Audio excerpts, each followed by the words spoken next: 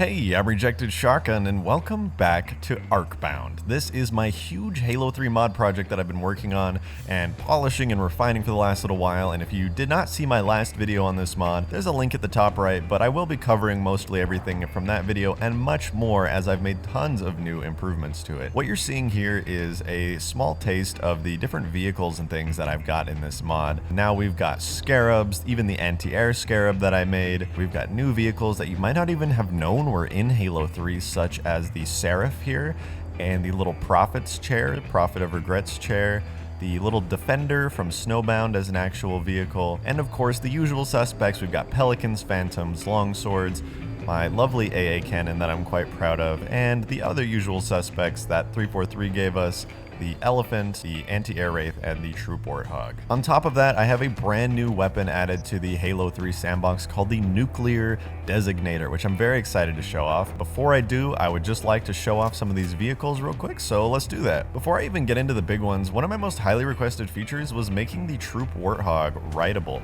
So you can now hop into the back of the Troop Warthog, get your buddies along for the ride, and there are these three really cool seats back here that you can jump into and basically make the Troop Warthog an actually quite viable vehicle. It's no longer just there with a little funny thing on the back. Next up, the AA gun. I showed this off before. I've made some edits and adjustments to it. It's mostly the same, but I have some unfinished damage states on it, so now this thing will soon be a fully destructible vehicle.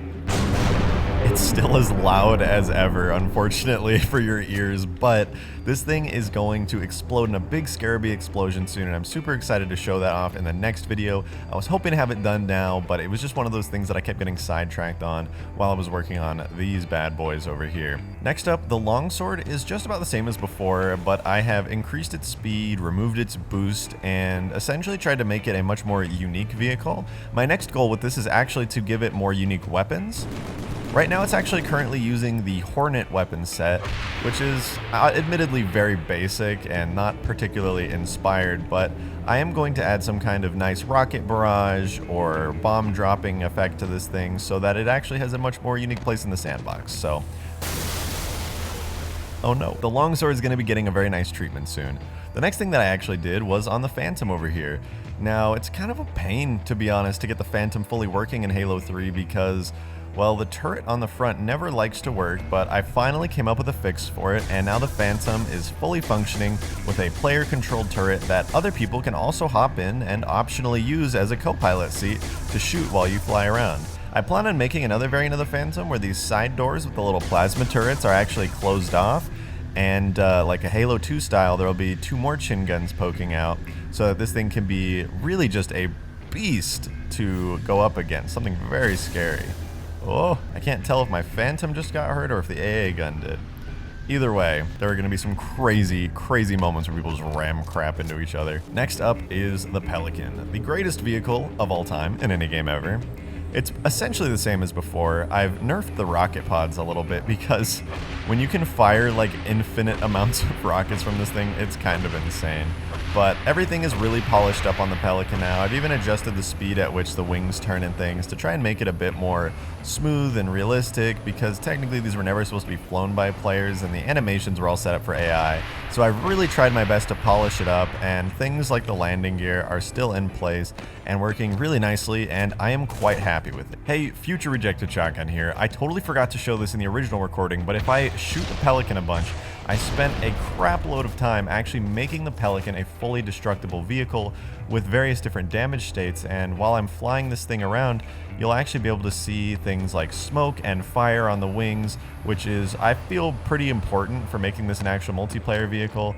And of course, you can destroy this now and it blows up very similar to how the Phantom does. I painstakingly added all the points to it where you can see wings fall off, landing gear falls off and everything, so you can now actually blow up your friend's Pelicans in this mod, and I just felt like that was worth including. In my last video on Arcbound, I got a lot of questions about people asking what the Covenant Defender was on the list, and it really is just this. It's the Snowbound turret. In the files, it's called the Defender, and it's essentially just a pretty heavy-duty shade turret. I actually have considered making this fire the things faster, the projectiles faster, because I feel like it's pretty much the same thing as a shade turret, but just with different visuals, and so I think I'd like to separate it a bit more in the sandbox. But if you have any ideas for how I could make this more unique, let me know in the comments. I'd be happy to hear it. And now, the most powerful vehicle in the entire Halo sandbox, the Prophet's Chair. You hop on into this bad boy and you are immediately a god. In this epic gaming chair, you can absolutely devastate everything. It comes fully equipped with a very cool hunter cannon, and I've essentially copied over all of the values from Halo 2 because you may not know this, but this is not an actual vehicle in Halo 3, and I had to do some funny stuff to get it fully working, patching things together through various different campaign missions to make this work, but I have essentially recreated the Prophet's Chair from its state in Halo 2, where it really was a full vehicle that you could quite easily get into.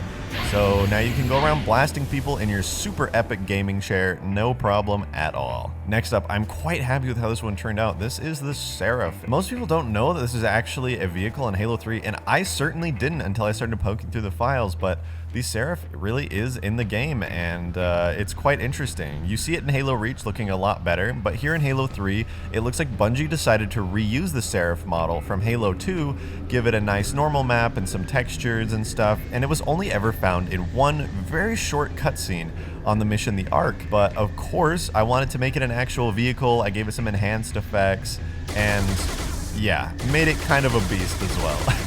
I'm hoping it's not too overpowered. I haven't done any gameplay tests with it, but I will be doing some soon on my Discord server with all my patrons. So if you're interested in participating in that and getting some behind the scenes on this, do check out my Discord, link in the description below. And just for the record, this thing really does shred.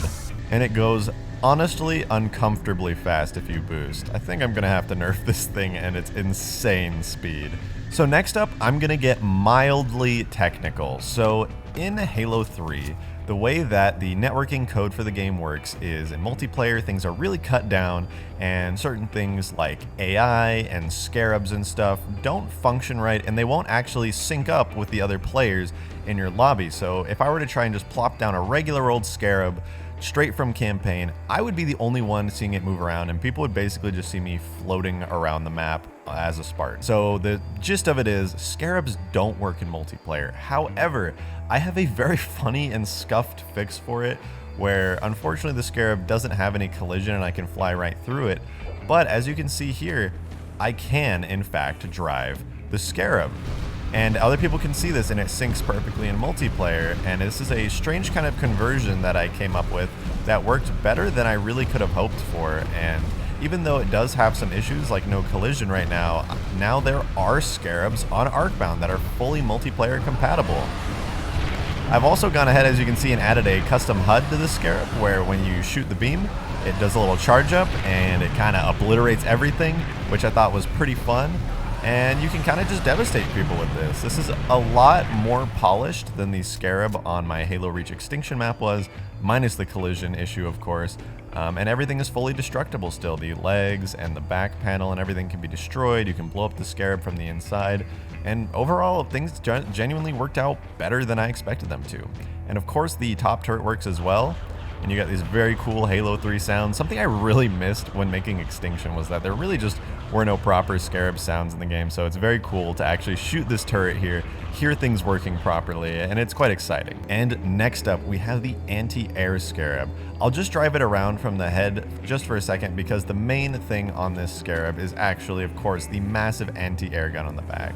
So it controls and functions identically to the other Scarab, but of course it's orange. And I'm not gonna lie, the green beam coming out of an orange scarab like this, it, to me, is such a cool color scheme, and I just really like it. But yeah, basically just a regular old scarab. Now for the back, the turret here, the beautiful anti-air gun, straight off the anti-air cannon. And this thing, I've been told in many comments, is actually lore friendly, and there is a variant of the scarab like this in Halo lore that we just haven't seen in game yet, so there you go. An actual lore-friendly, awesome modded vehicle that I totally meant to make lore-friendly, by the way. Totally intentional. For any of you who played my Extinction mod and were frustrated by the lack of physical collision on objects, as you can see here, these mountains are real and no, you cannot go past them.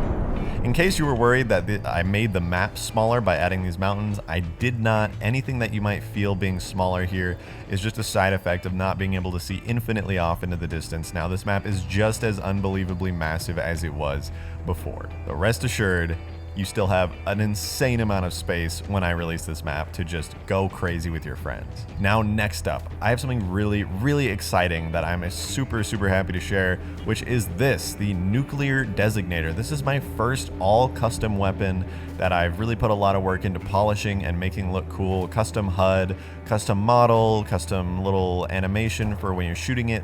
This is essentially going to call in a longsword and drop a nuke. So I'm going to charge this thing up all the way over there in the distance.